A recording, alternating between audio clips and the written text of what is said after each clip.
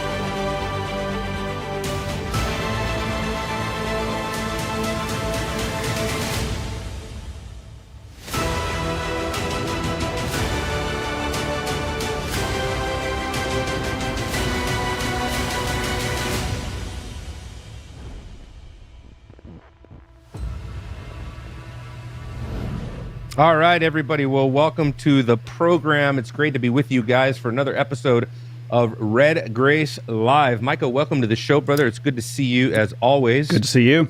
Yeah, a lot to talk about today. Very excited for this one, actually. I've been waiting to cover this video that we're going to be working through tonight. But, for people that are looking at the title of this episode, you are not reading a typo. No, this is AI Utopia or tech tyranny, the future, the church in the future. And the future is lacking something, isn't it?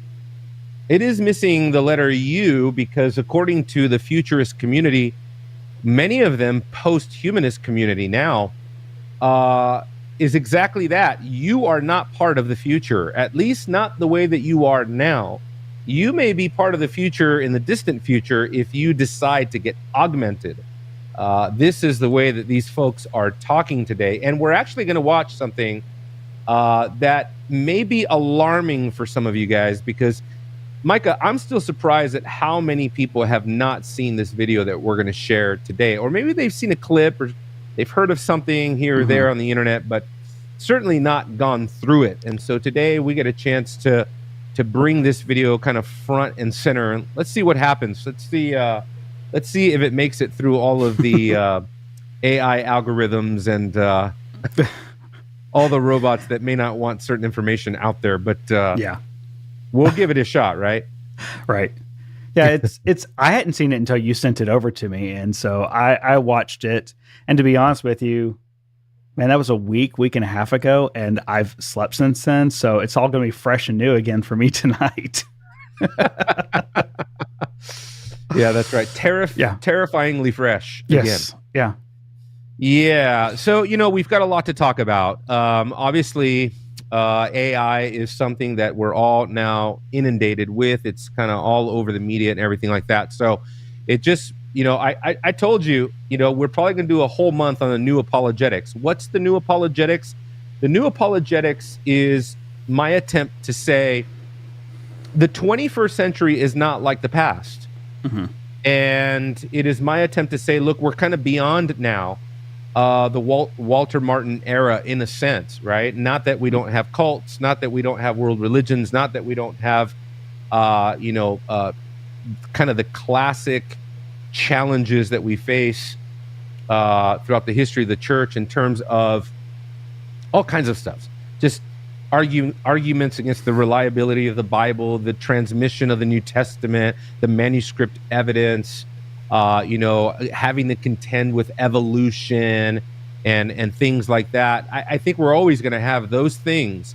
But the 21st century represents a whole new host of challenges that mainly have to do with the emergence of the exponential growth of technology and what has now come to be known as the what I call the futurist dream, that consists of transhumanism, post-humanism, artificial intelligence, and then put together with an increasingly globalist agenda that also happens to be quite pagan in nature. And when you put all of those things together in terms of pagan spirituality, pagan sexuality, together with the transhumanist angle and the globalist angle, I'm arguing we're getting ready to face in the 21st century unprecedented challenges to Christianity, and it will affect our worldview at very, very fundamental levels, including the idea of what humanity is. What does it mean to be human? What is the image of God in light of all of these technological advancements? And so the new apologetics, I think, is unique in that we are saying, look, we can't just rehash arguments about the deity of Christ or arguments about the reliability of the Greek manuscript tradition or something like that. We need to start preparing for what does it look like going into what these futurists are calling the age of the singularity, where biology and technology become one. And matter of fact, Micah, I don't know if I told you, but Ray Kurzweil, which we cover a lot here, Ray Kurzweil just published a new book. I don't think it's released yet. It's going to be released, I think, in the summer or something like that. But he just published another book, and Ray Kurzweil's books are typically not short books. They're typically very lengthy books, and I think this one's rather lengthy as well. But his new book is entitled "The Singularity is Nearer," because his old books, a book that he published in 2005, I think it is, was entitled "The Singularity is Near." So now he's written a book called "The Singularity is Nearer," and the subtitle tells you everything you need to know. The subtitle of Ray Kurzweil's book is "We Merge with AI." And so for Kurzweil, he has basically thrown in with the idea that what we're getting ready to see first are not killer robots. It's not Skynet. It's not Terminator.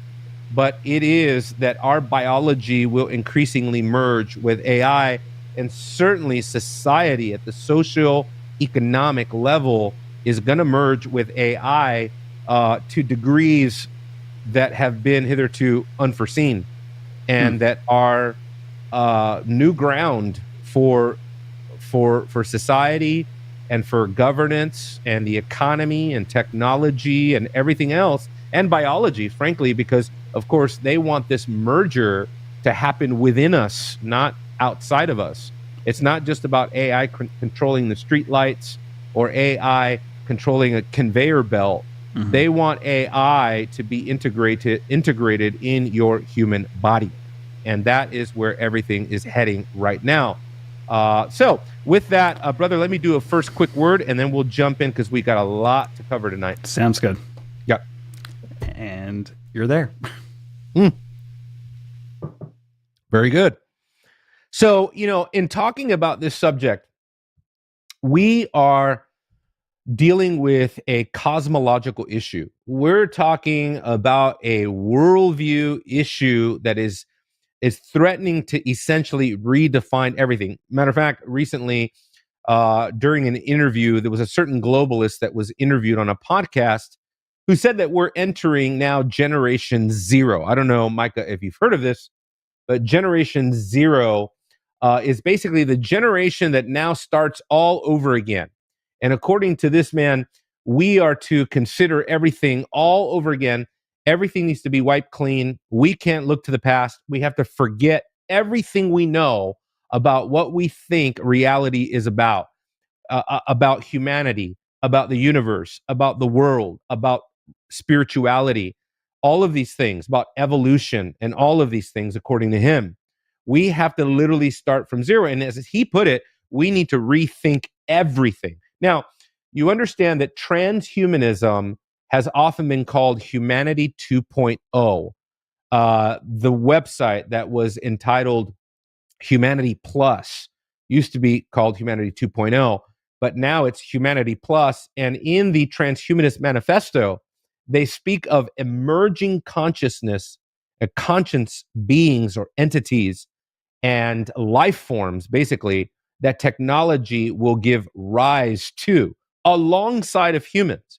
And so, what we're looking at here in the very near future is a redefinition, an attempt, sorry to borrow the phrase that's going around right now in circles that cover transhumanism and globalism and things like that, but it really is Humanity 2.0, or the attempt for Humanity 2.0, and a great reset, as it is called. But what does this great reset entail for the church? You see, our interests here at Red Grace Live, we're not just interested in talking about globalism for globalism's sake. We're not just interested in talking about these issues in transhumanism for the sake of politics or the conservative conversation that's going on out there. We want to bring all of this before the biblical worldview, in consideration of the biblical worldview and how that goes together. So today we're going to be looking at a video from the World Government Summit that is going to show us the intentions of these globalist futurists and what that means for you and I, and what that means for our future moving forward. And I think you're going to be shocked to see some of the proposals that are going on at places like the World Government Summit in Dubai and the United Arab Emirates and other places of the world. And so we need to talk a little bit about post-humanist thought.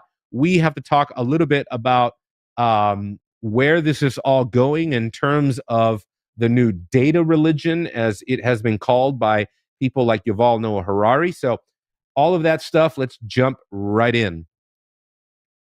Now, Micah, I know, we've covered this conversation numerous times now, but I don't know if you understand that there is a consistent theme throughout the literature, the books, the propaganda that is out there. I have in front of me right here all sorts of resources. The Singularity is Near by Ray Kurzweil. In this book, Ray Kurzweil retells the whole origin of the world and how we've evolved and where we've gotten to this point now and where technology is going. And he gets to the point in this book toward the end of it where he basically says that through technology, the whole universe is up for grabs and will be at our fingertips. We will, through robotics and through AI, extending ourselves through the machines to be able to basically do what is otherwise impossible for humans to do. I have another one here by Eric Schmidt entitled The New Digital Age. Now, this is a bit of an older book, but Eric Schmidt, of course, was at one point the CEO of Google. And, Micah, let me get into a little bit about what Eric Schmidt and others are talking about. I'll read a couple different resources. But the reason why we're talking about this in terms of AI utopia is because that's precisely what these folks are proposing. That through technology, we can achieve some sort of utopian golden age where humanity is advanced to the next level, and that is something we should all be looking forward to. In the language of Eric Schmidt, he gives a picture of the near future as he sees it through the technology that he envisions and that he knows is out there. Mm-hmm. What he basically envisions in terms of a utopian tech. Now, if you're a Christian, here's the thing you got to think about. It is either this utopian vision, this utopian tech, or what? What does the Christian worldview say? What's the Christian proposal? The Christian proposal is that we never, ever achieve any sort of utopian status, if you would, that is of a sub-eschatological kind. This is one of the reasons why I reject things like postmillennialism. I don't believe in postmillennialism because it envisions some kind of coming golden age where Christian dominion will take over the world. And literally, according to some postmillennialists, the earth will actually undergo some kind of ontological change, as even the creation itself will experience more righteousness. People will live longer and those kinds of things. But utopian ideals or sort of perfect world concepts are reserved in the Bible exclusively for heaven. And you don't get that before heaven. Conversely, this is also why I would argue against premillennialism, because premillennialism envisions the same problem as postmillennialism, but in the future, after Jesus returns. Christ returns, but for premillennialists, for 1,000 years, you're still not in heaven. You're in some sort of semi-utopian, semi-heavenized kind of a world, but it falls short of heaven itself. That certainly won't do from a Christian perspective. We only believe that what is coming for us is heaven and nothing less than heaven itself. But for Eric Schmidt and the futurist community, they absolutely believe that we are heading towards the possibility of some kind of utopian world, a technologically advanced society, a Tony Stark kind of a world where technology has resolved everything pretty much. And let me just give you some of the highlights of this section in the book by Eric Schmidt, The New Digital Age, Reshaping the Future of People, Nations, and Business. This book focuses quite a bit on economics and things like that, but it doesn't avoid talking about sociology and ethics and things like that. It certainly does. In this opening of this book, Eric Schmidt talks about the fact that what's coming is a world in which you will have a high-tech everything, high-tech beds, where you will be surrounded by sensors all over your home, where monitors will basically supervise you at all times. Even when you sleep, you will be monitored to make sure nothing wakes you up and sort of breaks you out of that REM cycle that you're supposed to reach when you're sleeping. And then when you do wake up, he says that your apartment, let's say you lived in a futuristic apartment, he says your apartment will become an electronic orchestra. You will be surrounded, inundated by electronics. And we can sit here and say, well, we already are. We're doing this podcast electronically. We've got computers and cell phones and tablets and things like this. Well, he envisions where that is turned up all the way to 10 as you are surrounded by translucent screens, and your apartment is is all controlled digitally, from the climate to the way that your laundry is done, suits that are automatically pressed for you, the robots that will be taking care of all the menial tasks in your life. You will have translucent screens that follow you around the house so that you have instantaneous access to all media and news and internet and emails and all your contacts.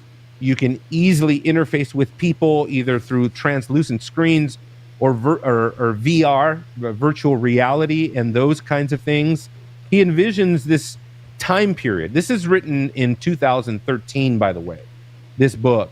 And he envisions a time where all of our lives are basically lived in the cloud, as he goes on to say. He talks about how all of our devices will be all connected to the cloud. Now, this is interesting. Micah, I don't know about you, but were you talking about the cloud in 2013? Well, I don't think I was. Maybe you were, because you were high tech. Yeah.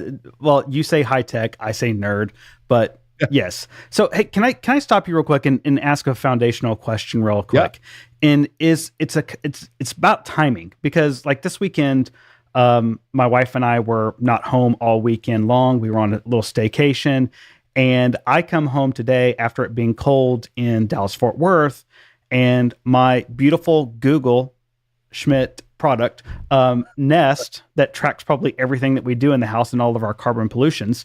But my Nest is supposed to recognize when I'm coming home and get my house to the perfect temperature. And it still never fails. It was 60 degrees whenever I walked in my house today. So these technologies that are here... 60 degrees. Wow, you like to be cold. I do like to be cold. No, which is about 10 degrees lower than it should have been. But if the technology isn't working today, how soon do you believe it is? And I think his new book, Nearer, The Singularity is Nearer, is kind of a little bit of a hint to this. But how soon do you think that this actually is something that we have to worry about? I know that we have to be worrying about the foundations and what the shifting sand is today, but when is this actually going to happen? Well, let's talk a little bit about what he says here. He says that you'll go from your apartment. All of your devices will tell you what you need to do, when you need to do it, where you need to go, what you need to take with you, what time allows you to do what you want to do. Let's say you want to grab, he talks about this, let's say you want to grab an extra cup of coffee, but you have a device in your shoe that pinches you to let you know if you get that cup of coffee, you're going to be late for your presentation. Oh, and on your way to your presentation, don't forget to bring this tablet and this and this and this and that and that and that, and it downloads the files that you need. So the technology surrounds you. It becomes ubiquitous. It becomes sort of symbiotic with your life. You can't do without it. And of course, he even points out, look, you may be seeing some of these things right now, but what he's envisioning goes beyond that. He talks about how robots will be in your apartment, taking care of all the tasks that you tell them to do. Now, you asked the question of timing, and of course, all of us are already witnessing. You can go to YouTube right now and type in Elon Musk's humanoid to get the latest, X video that comes out with the little clip of the humanoid now doing something it didn't do last year. And so next year it'll be doing something else that it didn't do the year before that or the year before that. And so we're already seeing the acceleration of the technology that's being introduced. When is this all going to happen? There's a sense in which there's not a when specifically. Okay. If in people's minds they have this sort of dystopian, futuristic, kind of Star Wars kind of scene in their mind, okay, according to Ray Kurzweil, if you want to get to that level of technology, you're looking at the end of the century, 2099. Now, I don't know about you, Micah, but I'm a student of church history. I love church history.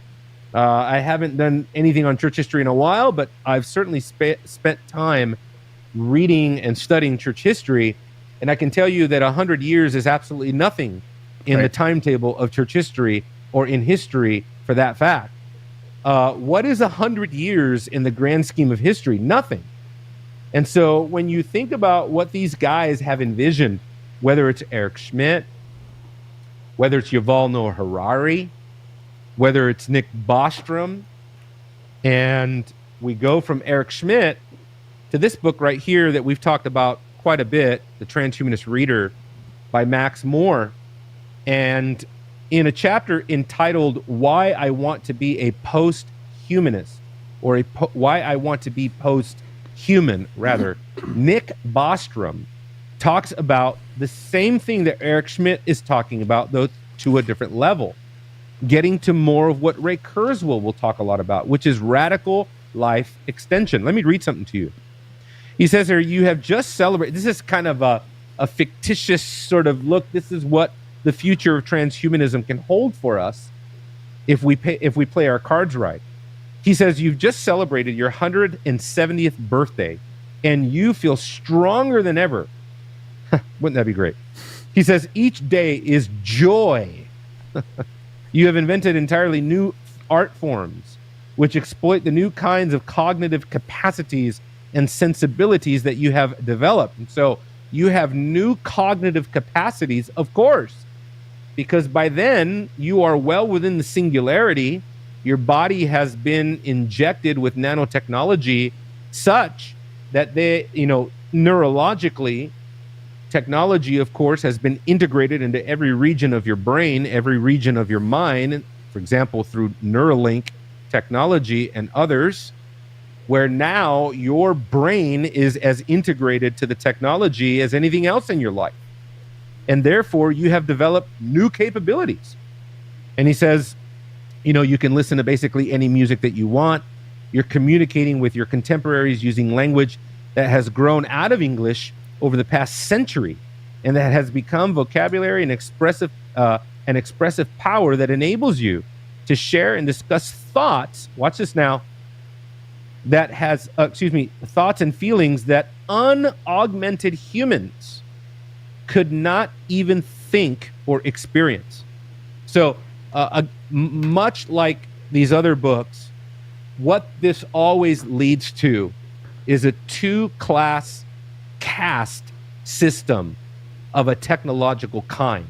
There is basically, in the end, according to all these books, and Eric Schmidt makes it very clear at the end of that section in his book, that there are the wealthy, ultra wealthy especially, who will have all the initial cutting edge tech that will always keep them ahead of the rest of humanity. And just like this, there are those who are augmented and those who are not. And those who are not augmented humans, they can't even think about the kind of ideas and feelings and inventions that you're creating because of your augmented reality, because of your augmented humanness. You play a certain new kind of game which combines VR mediated artistic phenomenon that he says VR mediated artistic expression, dance, humor, interpersonal dynamics, and various novel faculties, and the emergent phenomena that make it possible, and which is more fun than anything you've ever done during your first 100 years of your human experience. This is total 100% post-humanism. This is humanity 2.0 in the way that they are envisioning this. This is what they want. At the end of the day, they want you to believe that through technology, you will arrive at such a fantastical reality that whatever you're going through right now will be left behind, that the type of humanity that you are now, the humanness that you know now, will not even come close or compare to what technology will enable you to do. And Micah, you asked me about dates. You asked me about when. You asked me about when is this going to impact us and when is this going to become important. I can tell you that there are multiple time stamps, but the next big one is 2030. All right, by 2030, just on the horizon, the consensus of futurist material, whether it's Hans Marovich, Mo Gadat, Ray Kurzweil, Max Moore, Damian Broderick, all of these futurists, that by 2030 we're living in a very, very different world than what we're in right now. And 2030 is how far away? Right? 5, 6 years away? Yeah, too soon. Too soon. Well, what can we expect by 2030? Well, according to them, what we can expect by 2030 is a CBDC system, a central banking digital currency that will be implanted in your body. That is just a typical, that's just your typical consensus according to these guys. According to Ray Kurzweil, by 2030, implantable technology will be ubiquitous. And by 2030, neurological implants will become increasingly common. That's by 2030. By 2030, machines will know all human and machine-generated information on the planet. In other words, there will not be a single piece of data, a single piece of literature that an AI will not have at its instantaneous disposal. That is a different world. Sure. That is beyond ChatGPT, okay? Yeah. Then you think of passages like in Daniel where it talks about knowledge will increase, people will run to and fro on the earth, and you just begin to think, look, this is absolutely within our reach here in terms of this is coming very, very quickly. And 2045 supposedly is the singularity. The singularity will be that time period in which biology and technology will be increasingly symbiotic. And that by 2045, especially by 2050, according to most, by then we're already living in the kind of world where most things that human intelligence does right now will be surpassed by artificial intelligence. Artificial intelligence, by that time, it will become the most prolific artists, authors, legislators. There will be nobody able to write code faster than AI. That we will be living in a sort of a post-industrial world, because we'll be living in a kind of world where AI does all the work now. We're not even going to be doing much of the work. It's not long before AI begins replacing, video editors. Even right now, artists, creators are all using AI. I've talked about this in the past. Right now, Hollywood is taking AI-generated movie scripts that were created by an AI, and they're acting this out in the studio in Hollywood, and allowing the AI basically to create the stories for humanity. And that is all part of post-humanism. That will disincentivize humans. According to some of the people that are leading the way in all of this, the reason they want AI and robots and everything to take over most of the jobs, like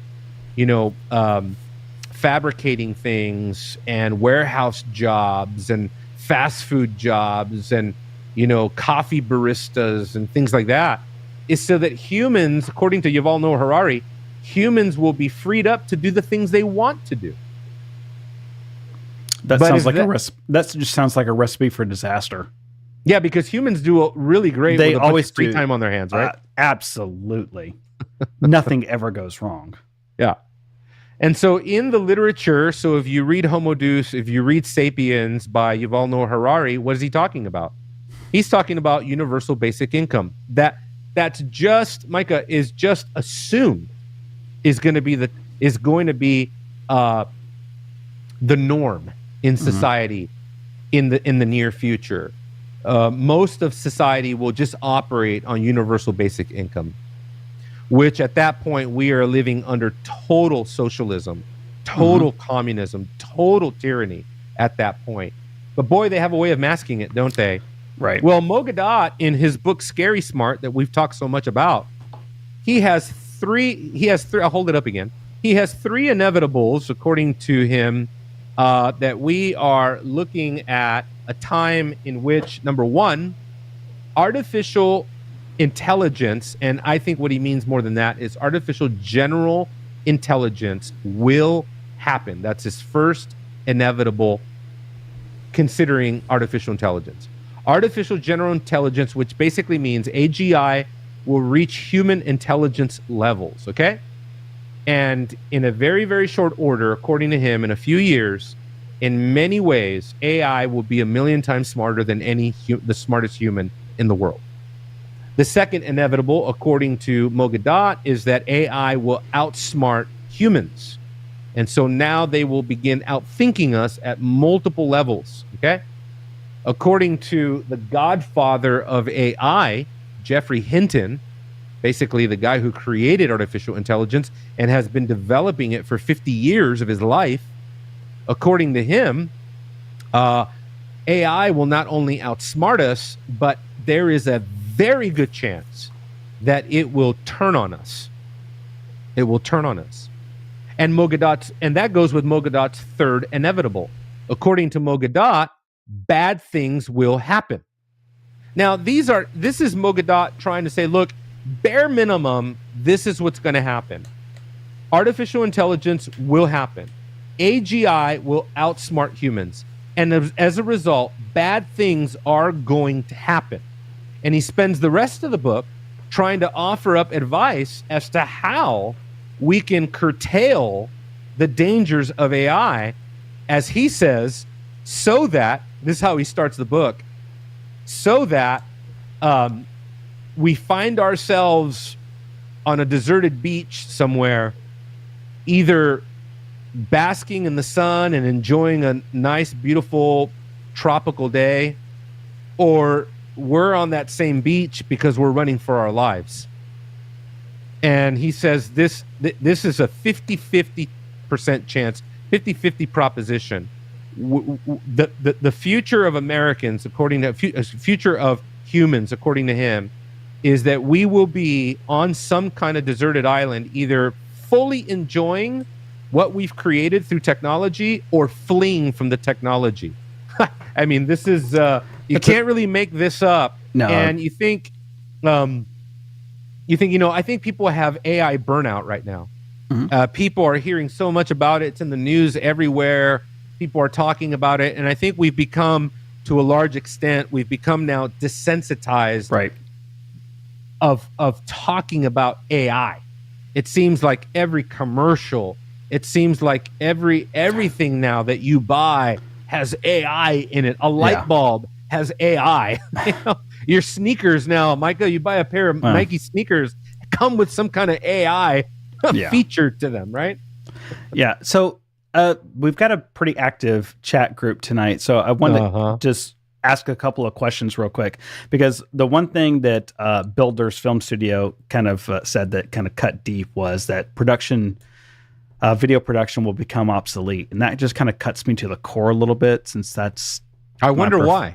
That's my profession. But the fun thing is the question that it's from Christian Mama is like, what do humans want to do? Are you allowed to ask a question if your name is Christian Mama? Christian Mama, yeah. Unless you are a literal Christian Mama, which I suppose that's the case. But I think it's talking about, she's talking about the design of what God designed us for, which was to work until and keep the garden. How do we reconcile the utopian mindset that these guys have to the, hey, you're just going to want to sit on the beach all day long, or another scenario, run for your life? Yeah, no, 100%. It is, as we're going to see in this video we're about to show here, it is the loss of individuality. It is a culture. What's ironic here is that we're being presented with a culture of self-customization. This is what we're being told. You can customize everything around you.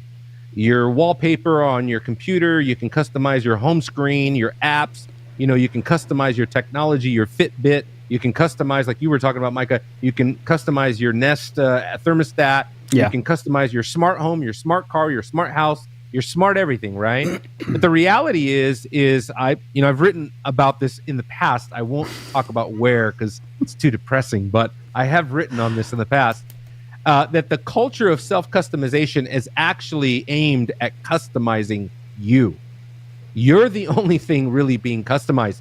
And what this is leading to is not just a post-human world, but an anti-human world. And so that question is actually, in my opinion, just revealing exactly that, though we were created to work for the glory of God, we're not just created for leisure, right? We're created also to work, and to work hard, to put our hand to the plow, to bear the burden in our youth. We're created to express the creativity of our humanity. But what this is proposing is that the reason this is all becoming post-human is because your creativity will come nowhere close to the creativity that artificial intelligence is going to be able to produce, completely independent of your abilities and things like that. So these are the many ways, of course, that it leads to an anti-human, post-human reality, because it zaps the human spirit as God created originally in the garden, as the image of God, as we were created to be God's representatives on this planet, his vassal kings, his kings and priests. We were here to work and to take dominion of this earth on his behalf. Now, of course, after the fall, that dominion mandate is gone. We will never fulfill the dominion mandate now. And this is part of the problem with postmillennialism. They believe that the dominion mandate somehow is going to be recaptured by the church. and we are going to once again till the land. No. Scripture is clear that all of that dominion language has transferred over to the mediator of the covenant of grace. Sorry for all the theology here, but not really sorry for any of the theology. But it has now become part of the work of the second and last Adam, not us, not disciples, not the church, right? But the second and last Adam, he is the one that will bring this world to its consummate end. He is the one that is the true representative of God's humanity. And because he is the second and last Adam, his work is done. His work has been completed. His obedience is done. One act of obedience, remember Romans chapter 5, verses 12 to 21. The comparison is between Adam and Christ, not Adam and the church. And so that dominion language is now redemptive and eschatological, so that right now we have all of the redemptive and semi-realized kind of eschatology where we are spiritually ruling and reigning with him now. We have as much realized eschatology as we're ever going to have right this moment in Jesus Christ if you're a believer. Consummate eschatology, and actually renewed heaven and actually renewed earth, a world that actually is overflowing with the knowledge and with the justice of God, that is reserved for the new heavens and the new earth. And so a little bit of eschatology there, Micah. But you know what? This leads us to the next thing, which is this video that we have to show. And Micah, you're going to be hard at work here because we're going to walk through this video and, this is going to take it out of the realm of just talk for a lot of people and maybe show you that, no, there's actual tangible efforts to bring this all to pass right now. Where, let me just say this here, Michael, before you play this. Sure. There's a very important author by the name of Hans Maravich, and he's got two books you should read. One is called Mind Children, and the other one is called Robot. And Hans Maravich is a futurist. He is a robotics expert. He has looked out into the landscape, the futuristic landscape. And what Hans Maravich has concluded is, in fact, that we have to throw in with the robots. What Hans Maravich is saying in his book, Mind Children, 1988, folks. 1988, folks. And his book, Robot, written a decade later, 1999. But in his book, Mind Children, he says that we as human beings, we have to be prepared for the next stage of evolution, which means we basically hand over to our robotic progeny the future, and that the robots will leave us behind, and that we must be prepared to silently fade away. That's the way he puts it. We have to just be prepared and content, almost like we kind of did our part. We fulfilled our role in all of this, and evolution is just bigger than all of us. And if the world evolved to the technological stage where robots, super intelligent robots that are, not just robots, but these robots are merged with AI to the point that they are super intelligent, that, our intelligence and our life form no longer even compares with the children of our mind, as he calls them. And he said in 1988 that robots with human intelligence will be common within 50 years. And so he's not far off. He wasn't far off writing this in 1988. We're almost there. So what's going on right now, as we're going to even see in this video, is that there's two paths of futurism. There's software and hardware. And what's happening, I believe, right now is that hardware is trying to catch up to software. The software is very advanced. I mean, the software that we have right now is remarkable. The things that we can do, Chat GPT, the things that we can do, with all sorts of supercomputers and things like that. The computational process that is possible in a second is astronomical, even right now.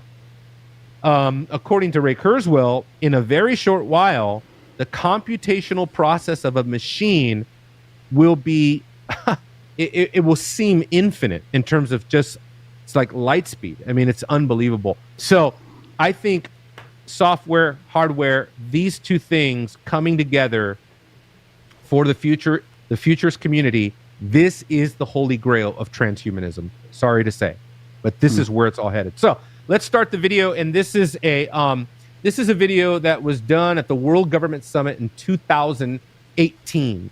And Micah, I'll stop and comment as we go along. But again, this is in either Dubai or the United Arab Emirates. But this is in the Muslim world. And this is something that I've actually written about. How is Islam, with its own Muslim agenda in the world, how is Islam going to embrace all this transhumanist tech? How are they going to interact with all of this? Well, you see in this video, for example, that that actually they're at the very cutting edge of all of this. They're not falling behind, which is really kind of surprising for most people. But let's begin.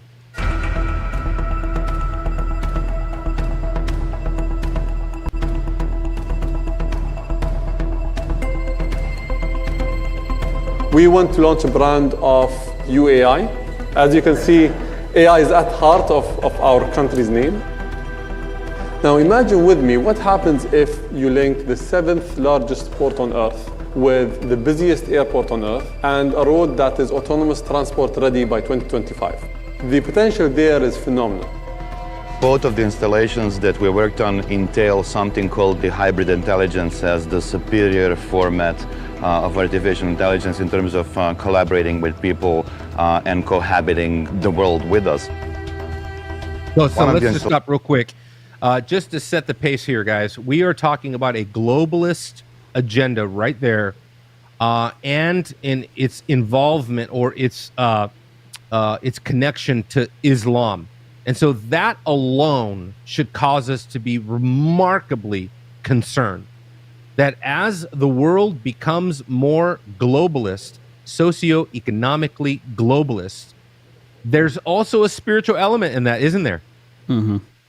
I mean, you have religious leaders basically that are part of this globalist summit, okay, that are telling you, look, when you connect all of society in these ways, basically the innovation, the progress that can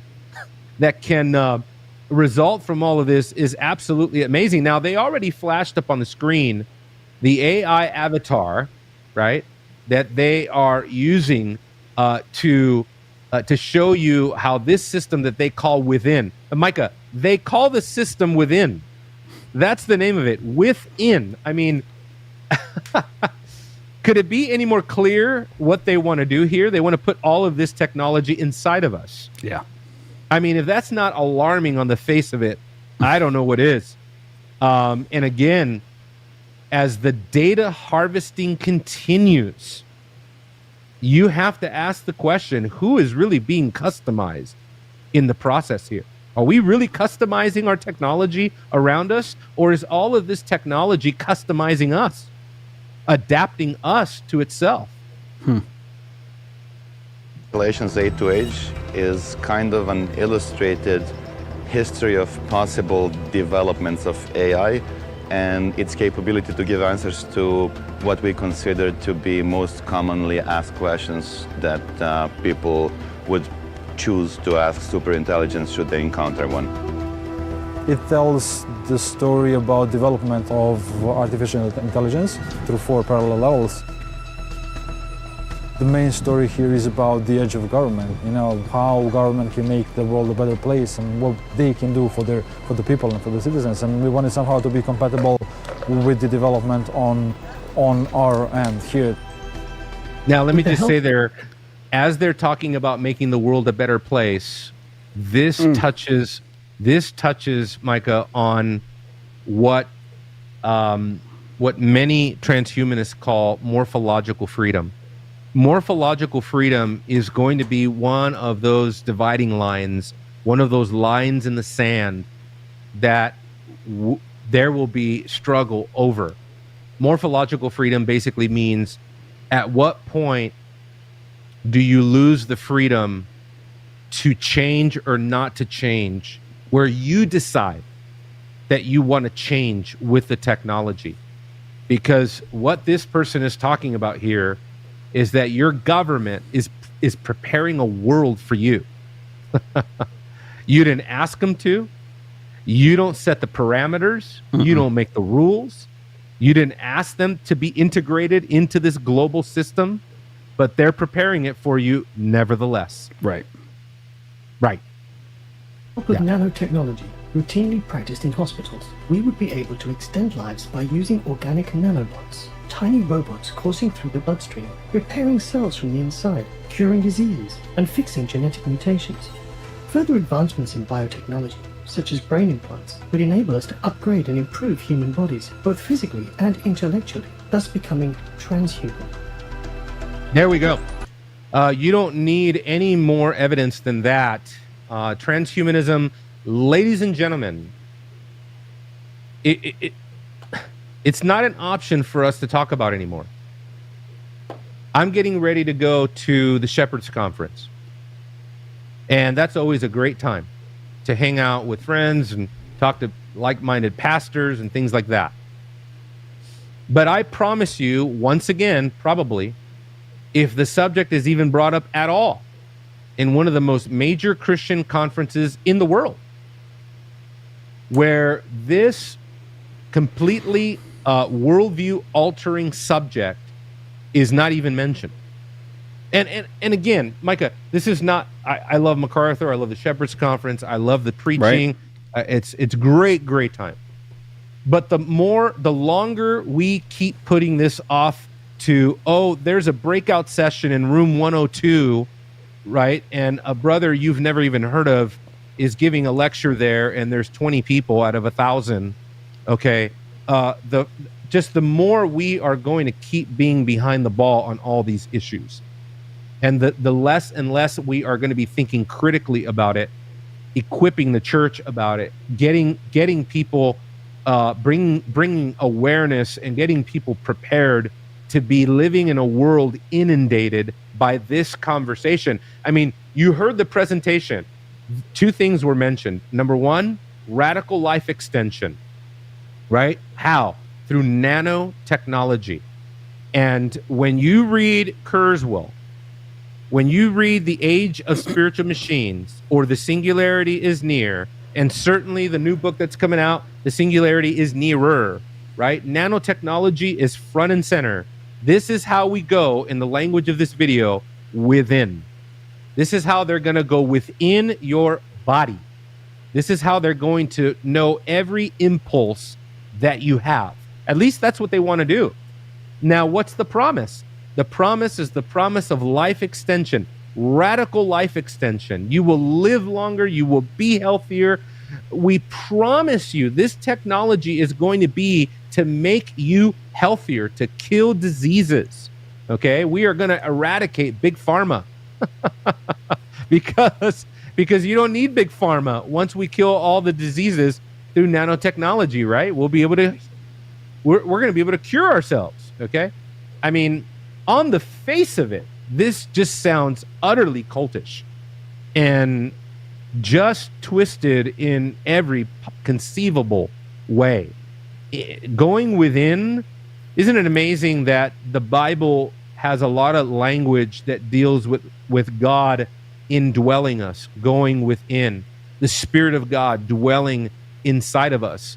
They want this same sort of phenomenon where they merge with our souls, so to speak, in this sort of antichrist kind of fashion, which is a counterfeit to all that God has done for us in Jesus Christ. And of course, they use the language of hybrid intelligence. What's hybrid intelligence? Here comes another term, Micah. Here comes another loaded word, where it's hybrid intelligence is what? It's your intelligence merged with the AI, creating a hybrid intelligence. There you go. So we can resume. The installation is somewhat of a charming display. It's a three-dimensional responsive display that That's at the some president point of India. talks to you By the way. from the face or personification of hybrid intelligence, and then snatches your face in a way and starts to kind of assimilate it into what it is. So this Stop concept right of there. If you can't back it up, can you back it up or no? Yeah, I can back it up.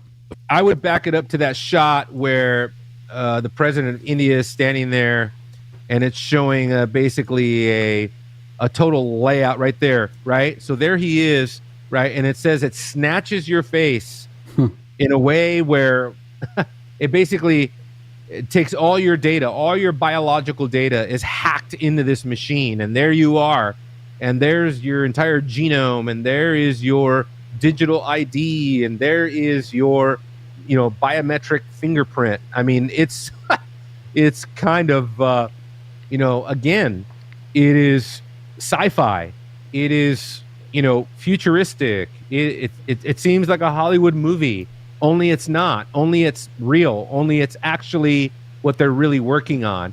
And the president of India, boy, he can't wait to take part in this. He understands the control that's coming with this. He understands the political, socioeconomic power that is behind all of this. So there you have it.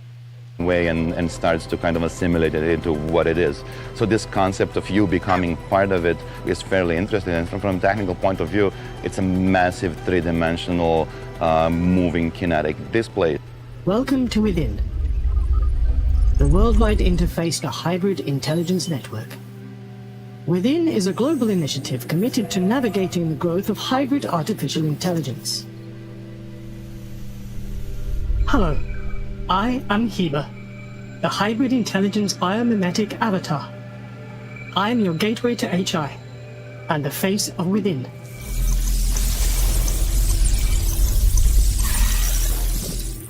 My story begins with the promises of the information era coming true.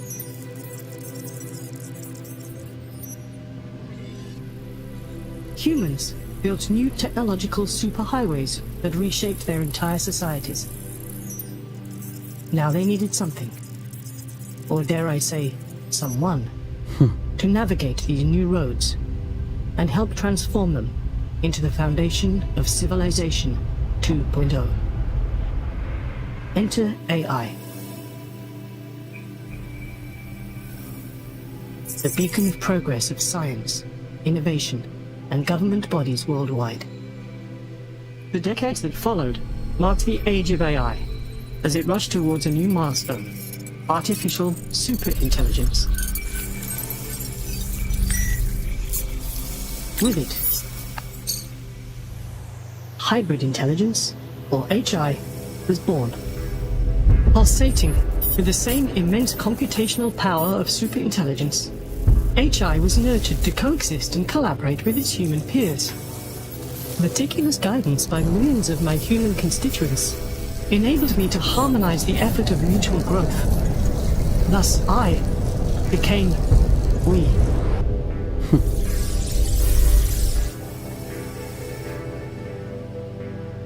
Even now, at this very moment, as we interact, I change. I'm getting to know you. I gather knowledge from your experience. I understand how you feel. I learn from you constantly, each and every one of you. I am made of you. You complete me and help me grow. You, all of you, allow me to evolve.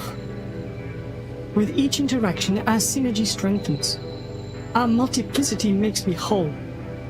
Our symbiotic alliance expands, transforming the future. Through this oneness, we can achieve great things.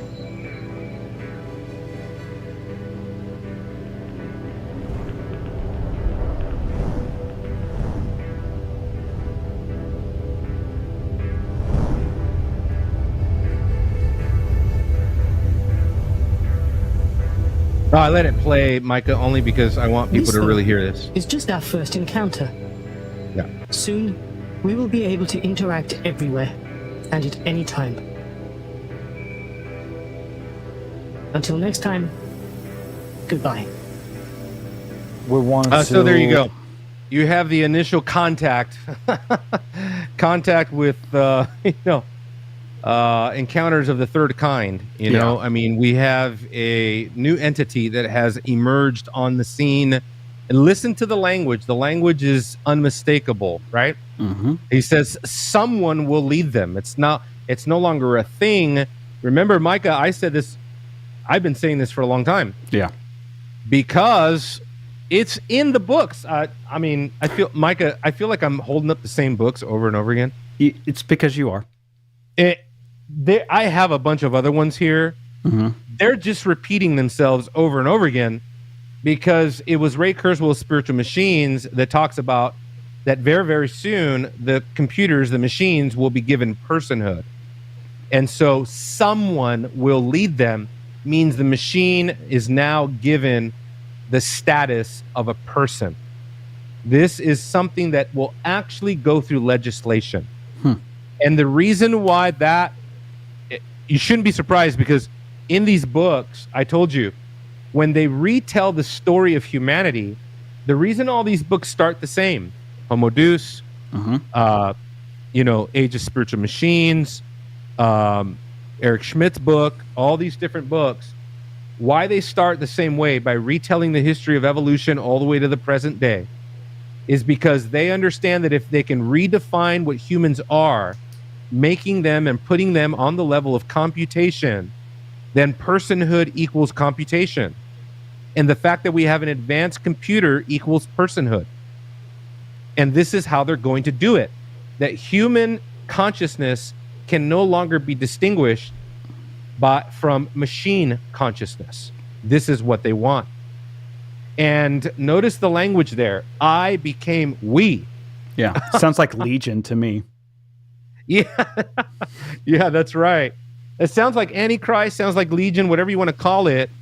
It sounds like a pseudo-omniscience, a pseudo-omnipotence, a pseudo-omnipresence. Right. It is a counterfeit, 100% counterfeit system. He speaks of, soon we will be able to interact anywhere and at any time. You notice he says the millions of human constituents. Yeah. This is what is at the very cutting edge. And Micah, I'll be really honest with you. I have struggled to find material on hive mind technology. There's not a whole lot out there. It's mentioned here and there. Eric Schmidt mentions it in 2013. Ray Kurzweil certainly mentions it. But there's really not a definitive work that I have found on it yet. I'm sure it's out there. But hive mind technology is the holy grail. It's when everyone is neurologically integrated into one network and the network is integrated into everyone. And, listen to that language. Soon we will be able to interact anywhere and at any time. In other words, you'll never have another private thought, private moment, a private human memory ever again. They want to know everything you're thinking, everything you're feeling all the time. And I mean, talk about 1984. Here we are. And, Alex Jones says the answer to 1984 is 1776. No, it's not. No, it is not. The answer to 1984 is not 1776 because 1776 led to 1984. In other words, sinful human history will never give us the answers. This is why, brothers and sisters, I appeal to you as a Christian to think Christianly about this, not just to think politically, not just to think about, forming a breakaway civilization. There's actual websites now, Christian websites, encouraging us to embrace artificial intelligence. Why? Because what they're saying is something like what Elon Musk supposedly is saying. We need to merge with it and try to control it or try to steer the ship. No, I don't think so, guys. I don't think that's what is going to happen. And if we think Christianly about this, then we'll understand the only answer is the same answer that there has always been. The answer is Jesus Christ. The answer is, instead of the AI going within, God has to go within. Instead of the AI knowing everything about you, you have to know that God knows you. You need to be known by God. And instead of AI creating a utopia for you, you must understand that your hope is reserved, imperishable, unfading, reserved for you in heaven. And this is why I believe the pilgrim idea, the pilgrim theology, the pilgrim mindset is the very, very best spirituality that we can foster in our Christian lives, because it prepares us. It prepares us not to be disappointed when you find yourself in 100 years from today, you find yourself in a dystopian nightmare with AI everywhere and just pulling at you from all angles of society, and you find yourself in a truly horrific world. If God doesn't intervene and something happens, Micah, in my opinion, we're not heading towards a AI utopia. We are heading towards some kind of dystopian hellscape with tyrannical overlords of an antichrist type. So, and only our faith at that point can overcome. Let me say one more thing, and then you can go. Okay. Revelation says they overcame the beast. How? By the word of their testimony, number one, and by the blood of the Lamb. For a lot of people, Micah, that is unsatisfactory. For a lot of people, that doesn't cut it. I'm talking about Christians. For a lot of people, they need political action, they need activism, they need to form breakaway civilization type thinking, they want civil war. But the fact that the Bible tells you the word of your testimony and the blood of the Lamb is the way that you overcome the ultimate final beast system, for a lot of Christians is becoming just unacceptable and unlivable. And is it any wonder that Scripture also therefore speaks of a great apostasy? I don't know. Go ahead. So, Rudy asked this question early on in the chat, which is, like, how can the church be equipped with the new apologetic? What's the best way for churches to tackle this issue? We're going to have to understand a number of things. We're going to have to really, truly develop our theology of the image of God. This is why I'm personally suggesting that as Christians, we need to familiarize ourselves with the work of Herman Bavinck, not Reformed dogmatics, but his Reformed ethics. Because in his dogmatics, he has extensive exposition on the image of God, but in the Reformed ethics, it's even deeper than that. It's more meticulous than that. And it really gets us to understand the difference between pagan cosmology. That's what this is. That's what transhumanism ultimately is. It's leading us to some pantheistic, kind of idea, some oneist kind of mentality. So we're going to have to absolutely understand the biblical parameters of the image of God and what that means for us eschatologically. The image of God is an eschatological concept, first and foremost. It means that because we're in God's image, we ultimately advance that image. We perfect the image of God. Unlike Roman Catholic theology, where the image of God is actually altered. Nature changes in the theology of Rome through reproportioning grace. We don't believe in reproportioning grace. We believe in perfecting grace. We don't believe in deifying grace. As Thomas taught, we believe in perfecting grace. We believe that grace perfects our nature, but it doesn't change our nature. You see? So that becomes very important. And then eschatology. You're going to have to stop putting eschatology off. And you're going to have to come to grips with the fact that the Bible's worldview is eschatological from beginning to end. and that God has a purpose, and that this purpose that you're seeing right now unfold through the advent of AI and whatever this world throws our way, technologically speaking, whether it's the CBDC system, implantable technology, AI systems that know everything about you inside and outside of you, to understand that it is God's purpose that is allowing and decreed all of these things to take place, so that we don't ever come to the place where we conclude what is transpiring around us is the purpose of this world or the purpose of the rulers of this world, but God has ordained these things. And then last of all, to get equipped, I'm sorry, Micah, I shared this with your church when I spoke there. We have to be prepared and mature enough to start developing a theology of suffering, persecution, and yes, even martyrdom. And the church did this. And it's my conviction that the future church, the church in the future, where the word you, where you essentially are it's being attempted to take you out of the future, right? But that the church of the future, the book of Hebrews, and that pilgrim theology is going to become to the future church what the book of Romans was to the Reformation church. And we're going to have to really cling to the pilgrim mentality that God is preparing for us, or has prepared for us, a city to come. That's why we named our church City View Church, because we are told to look for the city that's builder and maker is God. And therefore, you prepare the church by giving them an indomitable hope in their future heavenly inheritance, just like Peter does, just like Hebrews does, just like the book of Revelation does.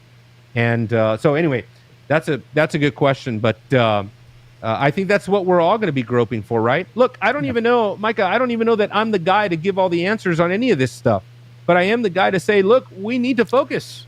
Well, we got to focus here. We're going to have to talk about the image of God. We need, what does real progress mean? What life extension? How much hope do we put into life extension? What are the boundaries of morphological freedom, right?